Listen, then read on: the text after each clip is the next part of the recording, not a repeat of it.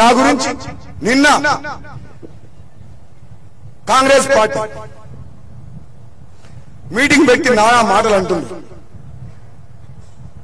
మీ అందరికీ తెలుసు, ప్రభుత్వం దిగి రావాలి, ముఖ్యమంత్రి కరువిప్పు కావాలని చెప్పి నా పదవి రాజీనామా చేస్తే ప్రభుత్వం కదలి వచ్చింది. ఇప్పుడున్న పరిస్థితుల్లో ఈ కుటుంబ పాలనకు వ్యతిరేకంగా చేయాలంటే, ఈ అవినీతి పాలన పోవాలంటే కేంద్రంలో అధికారంలో ఉన్న బీజేపీ పార్టీ, మోడీ అమిత్ షా గారి నాయకత్వంలోనే ఈ టీఆర్ఎస్ పార్టీని బొందబెట్టొచ్చు నమ్మిన కాబట్టి నేను బీజేపీలో చేరిన. ఎవరి కోసం మారిన సోదరులారా? నేను ఎవరి కోసం పార్టీ మారినా? స్వార్థం కోసమా? స్వార్థం కోసం అయితే టీఆర్ఎస్ లో పోకపోతుంటా? డబ్బు కోసమా? కేవలం ఈ కుటుంబ పాలన పోవాలి, ప్రజాస్వామ్యం రావాలి తెలంగాణలో, ఈ బడుగు బలహీన వర్గాలు బాగుపడాలంటే ఈ అవినీతి నియంత్రణ పాలన పోవాలని చెప్పి ఇప్పుడున్న పరిస్థితుల్లో అది బీజేపీ ద్వారానే, మోడీ అమిత్ షా నాయకత్వంలో దొరుకుతుంది కాబట్టి నమ్మినా కాబట్టి పోయిన సోదరులారు. అటువంటి నన్ను రేవంత్ రెడ్డి,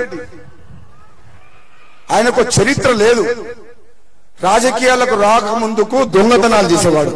ఆయన చరిత్ర నాకు తెలుసు, వాళ్ళ కుటుంబ చరిత్ర తెలుసు. మహబూబ్ నగర్ లో రాజకీయాలు రాకముందుకు చిల్లర దొంగ, రాజకీయాలకు వచ్చి పదవిని అడ్డం పెట్టుకొని ఓటుకు నోటు కేసుతో సహా హైదరాబాద్ సిటీలో ఉన్న ప్రతి వ్యాపారస్తుని బెదిరించి రైట్ టు ఇన్ఫర్మేషన్ యాక్ట్ కింద లెటర్లు పెట్టి 100 కోట్లు సంపాదించిన చరిత్ర రేవంత్ రెడ్డి.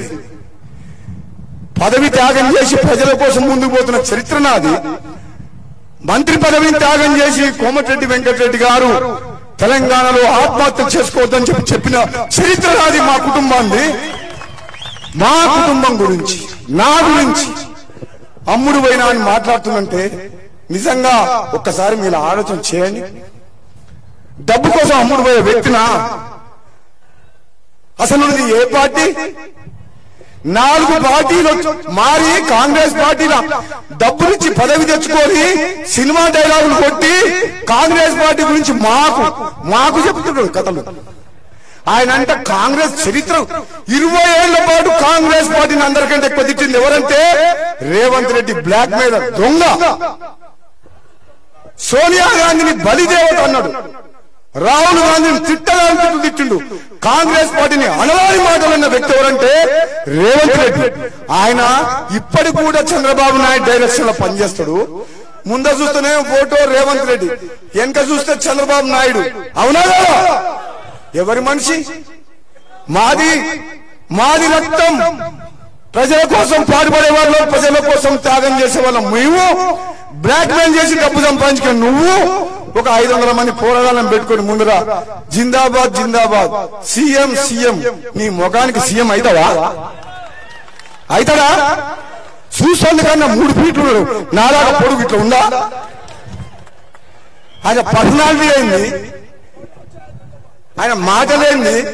అంటే నువ్వు పైసలు ఇచ్చి పదవి పిసిసి ప్రెసిడెంట్ తెచ్చుకున్నంత మాత్రం నువ్వు ముఖ్యమంత్రి అయిపోయినావు. నీకు నువ్వు డిసైడ్ చేసుకున్నావా? పోరాటాలతో జిందాబాద్ కొట్టించుకుంటే ముఖ్యమంత్రి అయిపోతారా? అయితారా? మరి ఏం ఘనకార్యం చేసినావు? తెలంగాణ ఉద్యమంలో జైలుకు పోయినావా? ఓటుకునేది కేసులో జైలుకు పోయినావా? ఏ కేసులో పోయిన జైలుకు ఒకసారి మీరు చెప్పండి. రేవంత్ రెడ్డి ఏ కేసులో జైలుకు పోయిందో? ఓటుకునేది కేసు. ఆయన అంటే నాకు ఛార్జ్ షీట్ అట, నీ నమ్ముడు పోయిందంట. అరే పిచ్చోడా, నీకు చెడ్డి లేనప్పుడే మా దగ్గర మస్తు కోట్ల రూపాయల ఆస్తి ఉండే మాకు. నీకు బట్టలు లేవు, నువ్వు దొంగతనాలు చేసి పైకి వచ్చినావు. మాదొక పెద్ద సంస్థ, మా అమ్మ పేరు మీద పెట్టిన సంస్థ, 36 ఏళ్ల కింద పెట్టిన సంస్థ. కష్టాల్లో ఉన్నప్పుడు, కరోనా ఉన్నప్పుడు మా అమ్మ పేరు మీద, కోమటిరెడ్డి సుశీలమ్మ పేరు మీద మీకు సాయం అందలేదా?